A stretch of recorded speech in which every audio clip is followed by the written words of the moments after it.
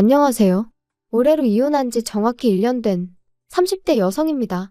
그리고 제가 오늘 이렇게 제 사연을 이야기하러 오게 된 건 바로 제 전 남편 때문이에요. 1년이나 지난 마당에 지난 일은 들춰서 뭐 하냐는 분도 계실 텐데. 맞아요. 사실 처음엔 저도 아닌 게 아니라 그렇게 생각했었거든요. 그런데 얼마 전 인터넷으로 심리학에 관한 여러 가지 이야기를 듣다 보니까 누군가 그러대요. 기억하기 싫은 일이라고 무조건 묻어두는 게 능사는 아니라고, 차라리 한 번쯤 속 시원히 털어놓는 게 도움이 될 수도 있다고요. 그래서 저도 이번이 처음이자 마지막이란 생각으로 제 이야기를 한번 해보려고 합니다. 우연이라도 두 번 다시 마주치기 싫은 인간이지만 일단은 편의상 남편이라 칭할게요. 떡줄 사람은 생각도 안 하는데 김칫국부터 마신다는 속담 다들 들어보셨죠? 제 남편이 딱 그런 사람이었습니다. 물론 처음엔 그런 사람인지 전혀 몰랐죠. 일단 남편하고는 선배의 소개로 만났는데 솔직히 내키는 자리는 아니었어요. 그도 그럴 것이 소개를 해준다는 선배가 남편을 얼마나 대단한 사람 마냥 묘사를 했거든요. 나이가 32인데 대표 소리를 듣는다. 직원이 열 몇 명이다. 자수성가의 전형이다. 사람이 딱 보면 뭐 카리스마가 있고 어쩌고. 저로서는 좀 황당했어요. 막말로 제가 먼저 해달라고 한 소개팅도 아닌데 왜 이렇게 부담을 주나 싶어서 말이죠. 그런데 문제는 그 선배하고 제 관계가 까놓고 말해서 그렇게 동등한 상황이 아니었습니다. 선후배 사이인 동시에 저랑 업계도 같다 보니 한마디로 얼굴 붉혀 좋을 일이 없었달까요? 그래서 말 그대로 울며 겨자 먹기로 나갔던 자리였는데 남편이 어찌나 적극적으로 들이대던지 소개받고 얼마 지나지 않아 본격적으로 연애까지 하게 되었어요. 사귄 지 1년하고 2달째 되던 때 정식으로 프로포즈도 받았고요. 하지만 프로포즈를 받고 시댁에 처음 인사를 드리러 갔던 날 저는 생각지도 못한 상황을 맞닥뜨렸습니다. 그건 바로 시부모님의 반대였지요.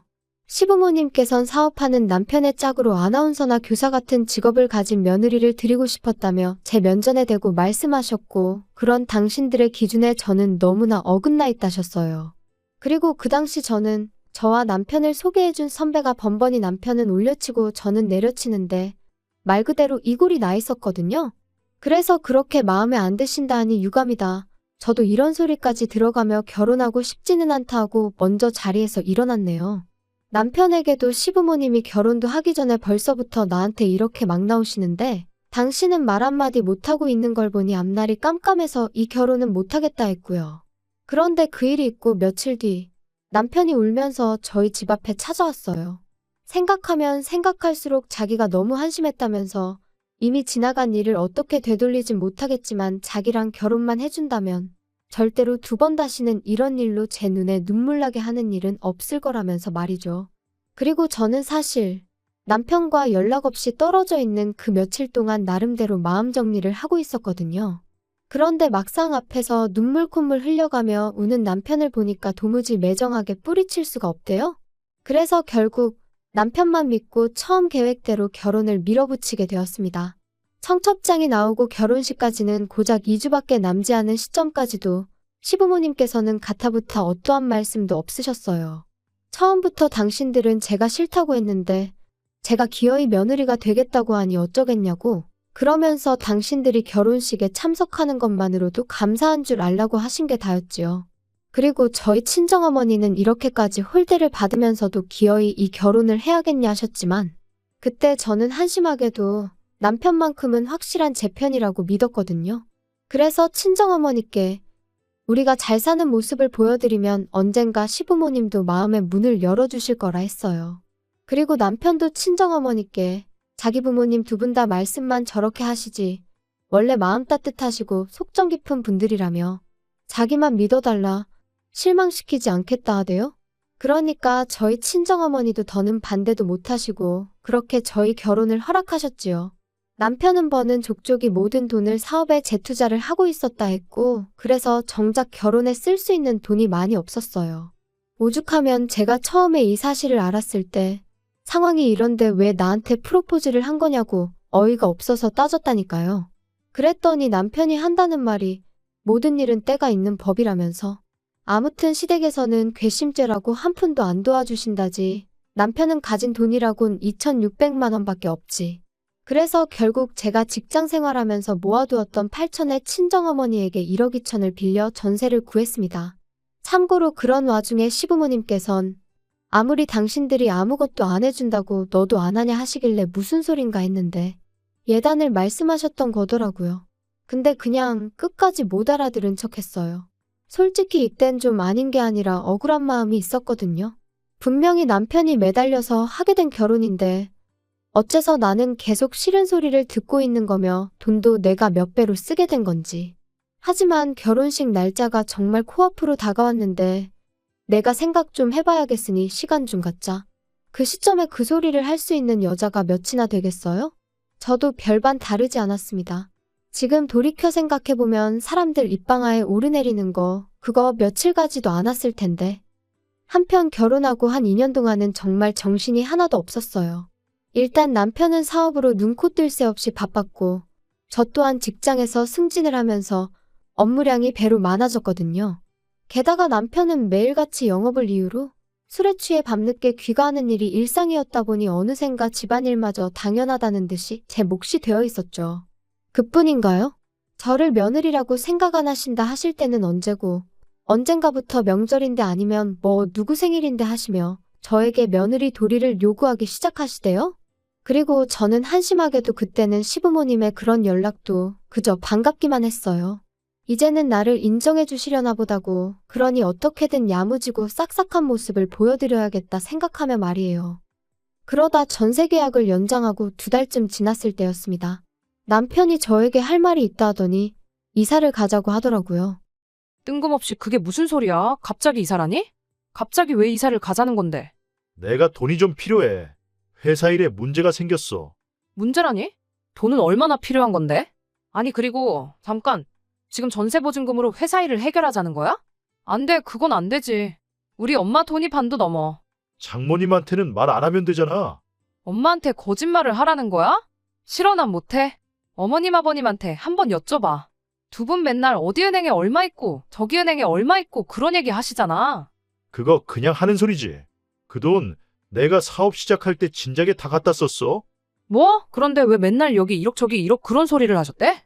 넌 지금 그런 걸 따지고 싶냐? 아무튼 그러니까 이사 가자. 일단 여기 전세 보증금이 2억이지. 그러면 대충 1억 5천하고. 우리는 어디 가서 살고? 우리는 뭐 일단 급한 대로 월세 한번 알아보지 뭐. 아무리 생각해도 안 되겠어. 내가 100번 양보해서 내 돈은 빌려줄 수 있지만 엄마 돈은 절대로 안 돼. 이러다 내 사업 망하면 너도 망하는 거야. 아우 됐어. 그런 식으로 따지면 우리 엄마 돈까지 가져다 썼다가 당신 망하면 우리도 망하고 우리 엄마도 망하는 거야. 안 돼. 그리고 그때였습니다. 누군가 저희 집 초인종을 눌렀고 그래서 현관을 열어보니 저희 친정어머니가 서 계셨어요. 당황한 제가 언제 오셨냐니까 방금 오셨다곤 하셨지만 제가 아무렴 명색이 엄마 딸인데 표정만 봐도 어떤 기분이신지 알 수 있었죠. 그리고 동시에 이때다 싶어서 남편이 저희 어머니를 붙들고 무슨 소리라도 할까봐 걱정이 되더라고요. 그래서 일단 어머니를 모시고 집 밖으로 다시 나갔습니다. 일단 카페라도 가자고 뭐가 됐던 거기서 이야기를 하자면서 말이에요. 혹시 전부 들으신 거예요? 들으셨어도 아무것도 신경 쓰지 마세요. 나 진짜로 엄마한테 그런 부담 드리고 싶지 않아요. 안 도와줘도 괜찮으려나. 최서방이 서운해하면 어쩌냐.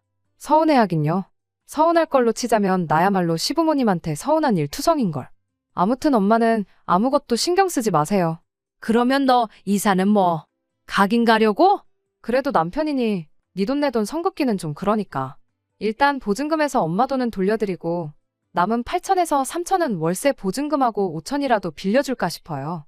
그러면 그냥 네 돈 8천인가 그거 최서방 빌려주고 대신 엄마 집에 들어와서 살아.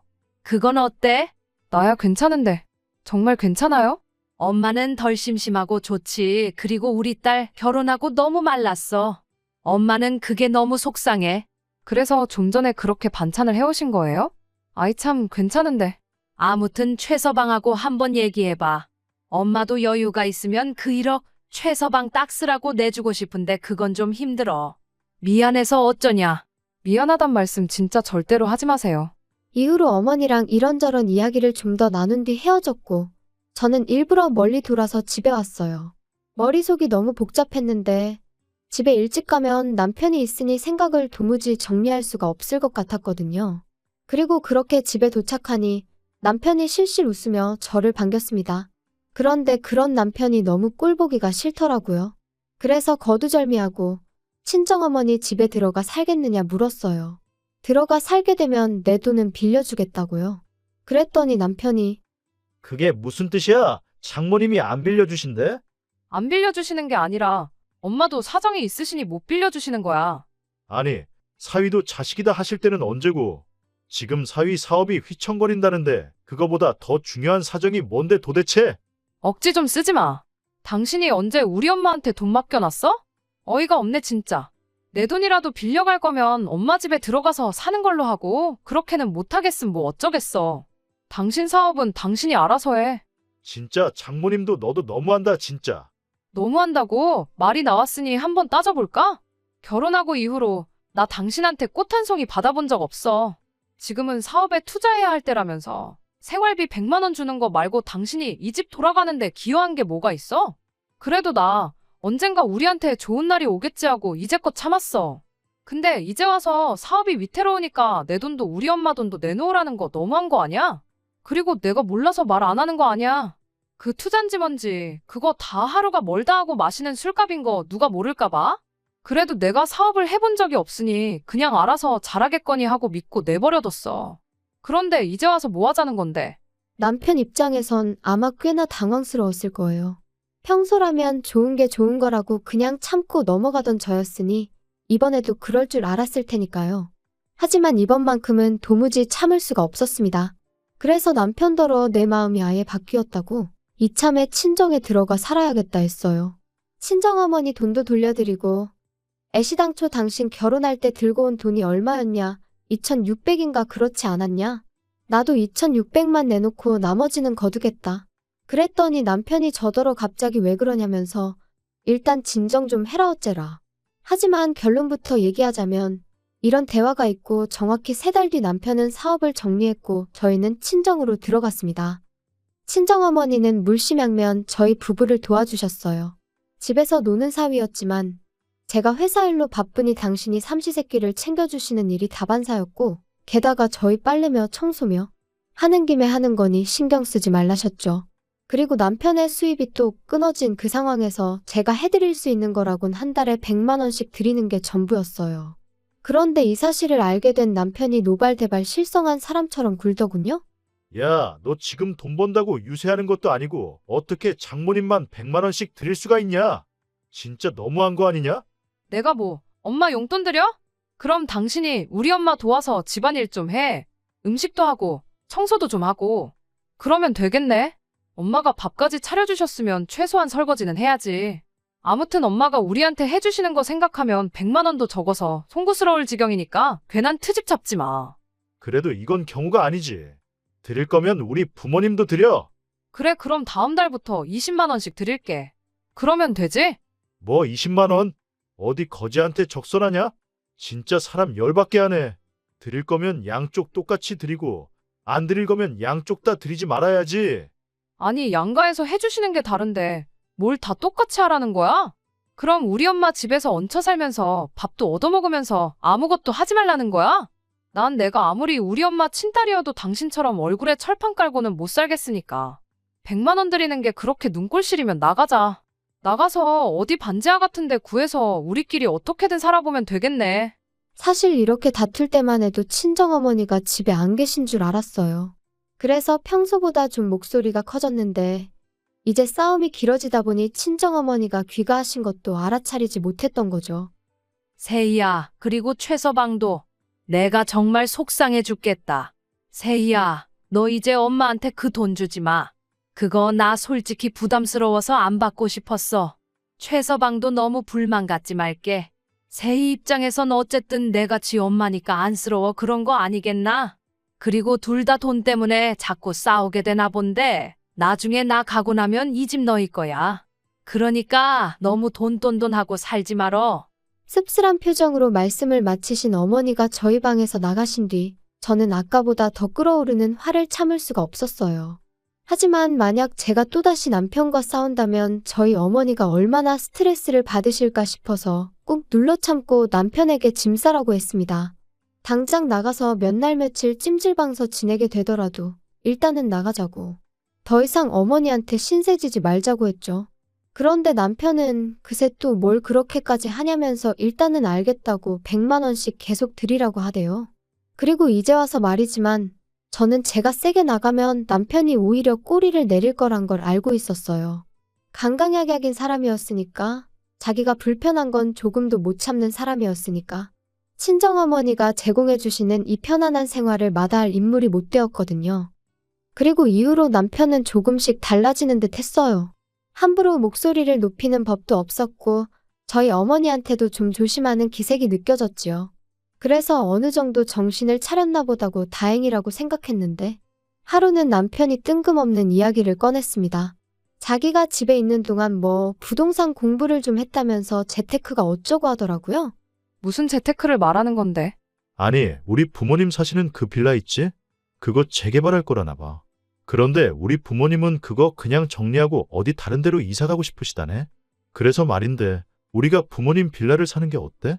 뭐, 어머님 아버님 사시는 집을 우리가 사자고? 그 35년 된 빌라를? 어우 됐어. 그게 무슨 재테크야. 돈 낭비지.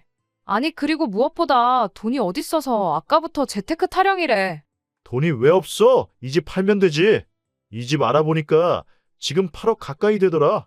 8억이나 많아. 이건 엄마 집인데 이걸 우리가 왜 팔아? 아니, 그때 장모님이 나중에 우리 주신댔잖아. 그건 나중에. 진짜 뭔 말을 못하겠네. 자꾸 무조건 싫다고만 하지 말고 생각을 좀 해봐.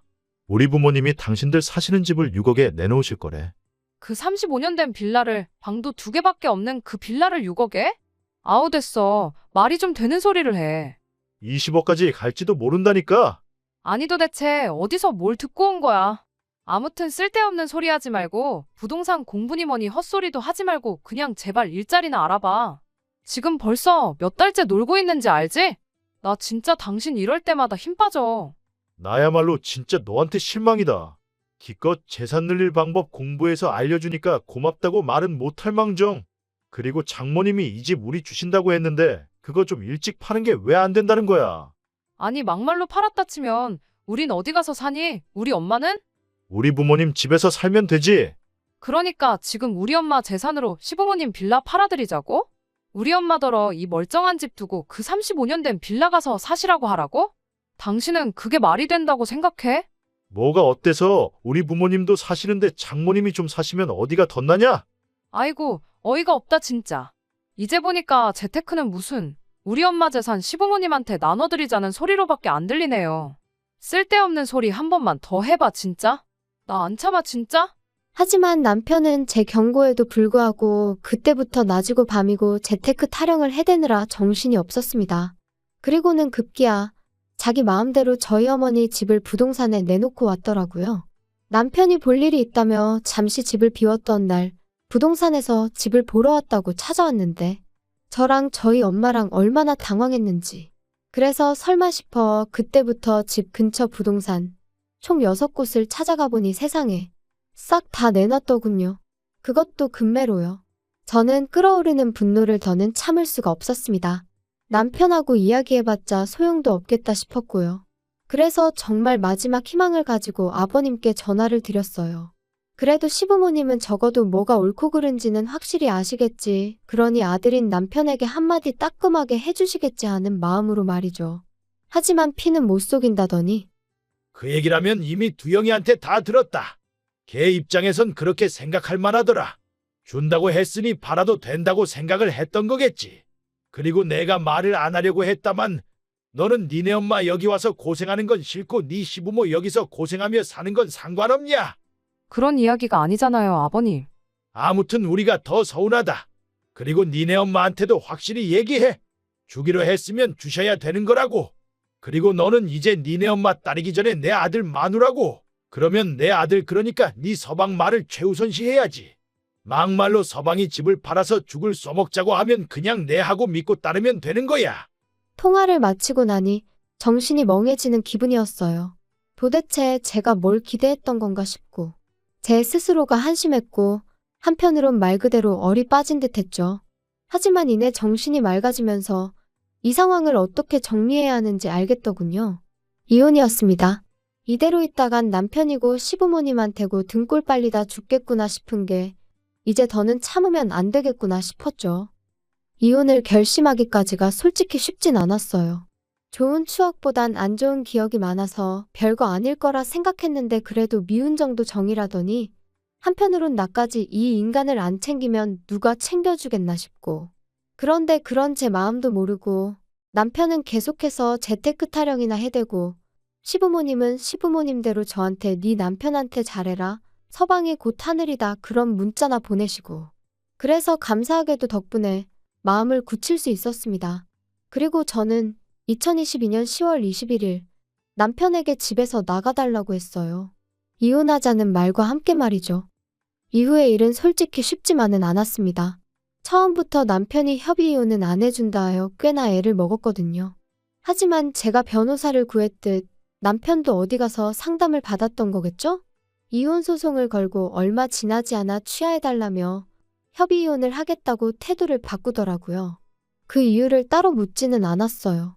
그때는 그저 이유가 어찌됐건 하루빨리 이 인간하고 남남이 되고 싶다 그 생각뿐이었으니까요. 남편과 이혼한 후 솔직히 한동안은 주변 그 누구에게도 정확히 어쩌다 제가 이혼을 한 건지 말을 못했습니다. 돌이켜 생각할수록 제가 참 바보같이 살았다는 후회와 스스로의 미련함에 시쳇말로 쪽팔렸거든요.